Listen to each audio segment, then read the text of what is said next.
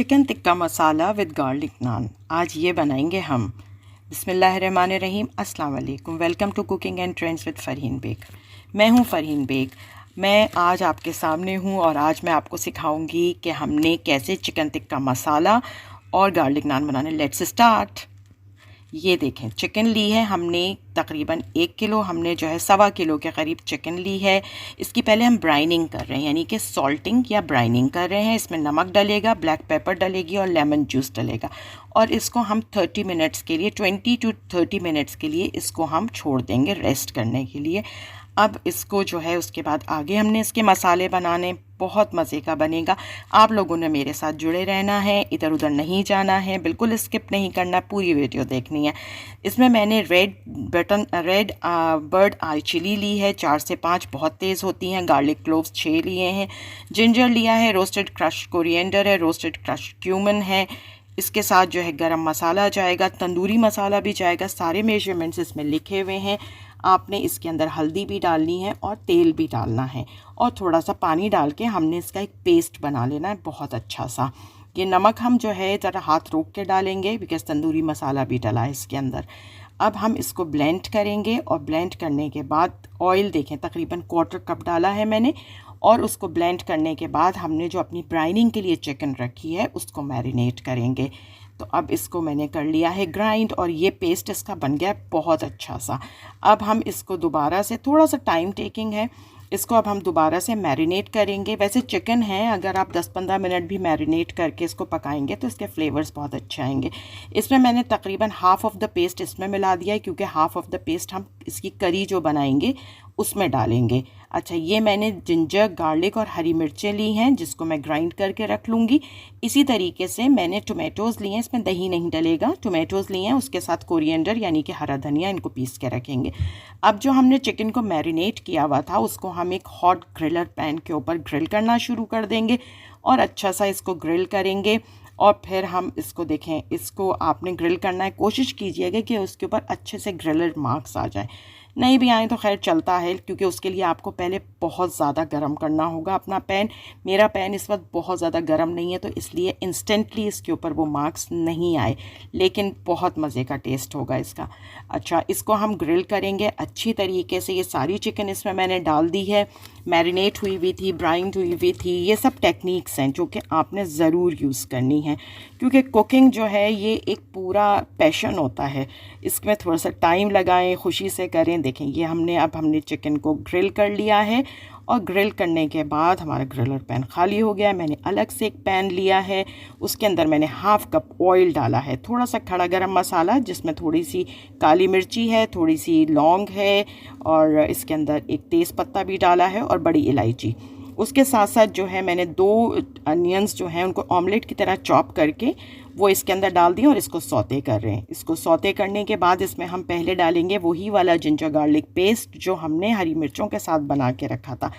इसको थोड़ा मिक्स करेंगे और बचा हुआ मसाला जो हमने पेस्ट बनाया था चिकन को मैरिनेट करने के लिए वो इसके अंदर डाल देंगे। बहुत मज़े का टेस्ट होता है, हमारे पास तो बहुत शौक़ से खाते हैं सब। पेपरिका पाउडर डाला है, इसमें भी हल्दी थोड़ी सी डलेगी, क्रश्ड कोरिएंडर डालेंगे और गरम मसाला डलेगा। इस स्टेज पे हम ज़ीरा नहीं डालेंगे, इसमें हम धनिया डालेंगे और इसको फिर हम थोड़ा कुक करेंगे। पानी आप जहाँ जहाँ आपको ज़रूरत पड़े आप पानी इसमें थोड़ा सा डाल के इसको भून सकते हैं इसको, ताकि ये है कि हमारा मसाला जले नहीं और इसकी रॉनेस भी ख़त्म हो जाए। मैंने भी थोड़ा थोड़ा पानी मुख्तलिफ़ टाइमों पे इसके अंदर डाला है।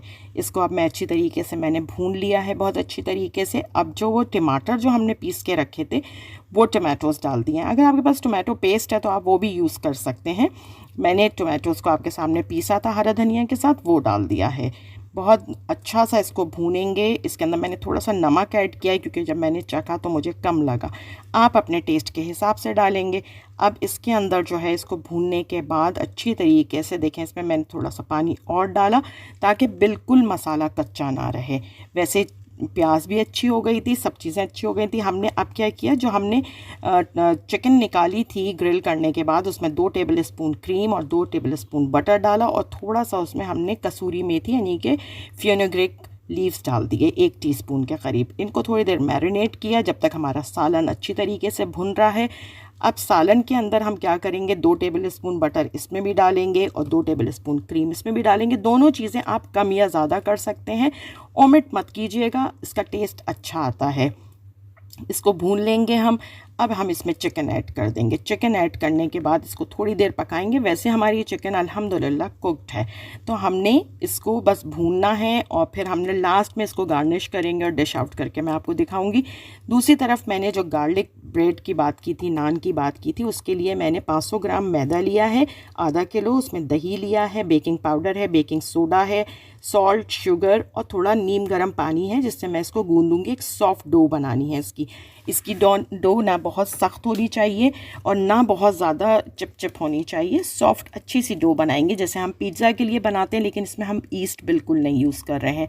ये देखें, अब हमने इसको सबको मिला लिया है सारी चीज़ों का। अब मैं पानी डाल के अच्छा सा इसका डो गूंद के बना लूँगी। इसकी नीडिंग अच्छी सी करनी है आपने और फिर हमने इसको रेस्ट भी देना है। आटा कोई भी हो, आप पराठे बना रहे हो, पिज़्ज़ा बना रहे हो, नान बना रहे हो, तो आटे को ज़रूर रेस्टिंग टाइम दिया करें, उससे रिज़ल्ट बहुत अच्छा आता है। अच्छा, गार्लिक बटर बनाएंगे। अब हम अनसॉल्टेड बटर लिया है मैंने 3 टेबलस्पून के करीब, उसमें 1 टेबलस्पून गार्लिक डालूंगी, चॉप किया हुआ, और चॉप किया हुआ कोरिएंडर यानी कि हरा धनिया 1 टेबलस्पून डाल के इसको मिक्स करके रख लेंगे।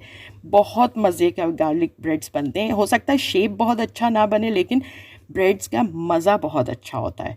तो अब हमने क्या किया है कि जो हमने इसको रेस्ट दिया था तकरीबन आधा पौन घंटा यानी कि 30 to 45 मिनट्स इसको रेस्ट दिया हमने।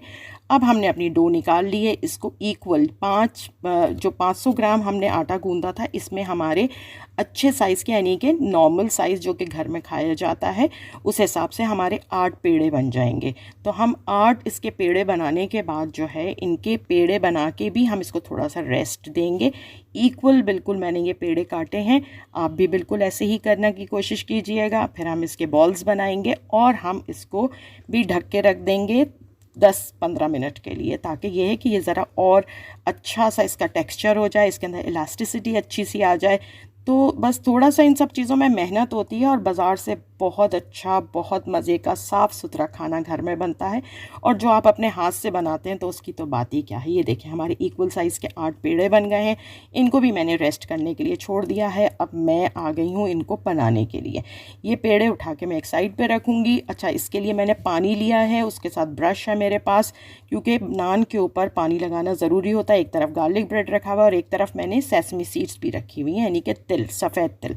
आपकी मर्ज़ी है, आप इसको गूंदते हुए इसमें ज़ीरा भी डाल सकते हैं और ऊपर से हल्का सा ज़ीरा, लेकिन हमारे पास नान पे ज़्यादातर तिल वाली नान पसंद की जाती है, तो मैंने इसके अंदर तिल ही लगाने हैं। आप काले तिल भी यूज़ कर सकते हैं, ये सब आपके अपने मर्ज़ी है।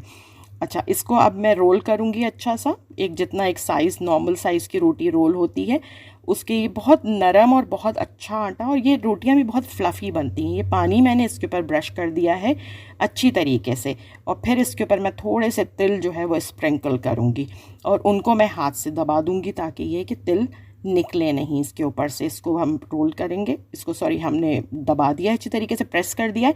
और अब मैंने इसके पीछे भी पानी लगा दिया। एक तरफ तवा बहुत तेज़ यानी कि अच्छा गर्म हो रहा है ताकि वो इससे चिपक जाए, लेकिन मेरी रोटी ज़रा मुश्किल से चिपकती है उसके ऊपर, तो मुझे अलग से ही सेकना पड़ता है। देखें, इसके ऊपर बबल्स आने शुरू हो गए हैं। रोटी ऑलमोस्ट नीचे से सही, अगर हम उसमें बनाते हैं, इसको मैं तवे को टर्न करके बनाने की कोशिश की थी लेकिन रोटी गिर गई। तो अब यह है कि मैं इसको सेक लूँगी वैसे ही चूल्हे पे। आई बेट बहुत मज़े का बनेगा और मेरे तो बच्चों को बहुत ज़्यादा पसंद आया और उन्होंने कहा अम्मा वीक में एक दफ़ा तो ये लाजमी बनना चाहिए। अब हम इसको सेक के और इसके ऊपर फिर हम जो है ब्रश करेंगे गार्लिक बटर जो हमने बनाया है। ये कॉम्बिनेशन बहुत अच्छा है। इसके साथ मैंने प्याज बनाई है। प्याज को मैंने बस ऐसी लच्छों की तरह काट के और उसमें थोड़ी सी लाल मिर्ची डाली, थोड़ा हरा धनिया डाला और लेमन जूस डाल दिया, और साथ में जो है थोड़ी सी और सैलड, क्यूकम्बर्स और टोमेटोज़ वगैरह काट ली। बहुत मज़े का बनेगा, आपने ज़रूर बनाना, इंजॉय करना। हो सके तो मुझे भी दुआओं में याद रखना है। अल्लाह हाफ़िज़, फिर मिलेंगे इंशाल्लाह बहुत जल्द।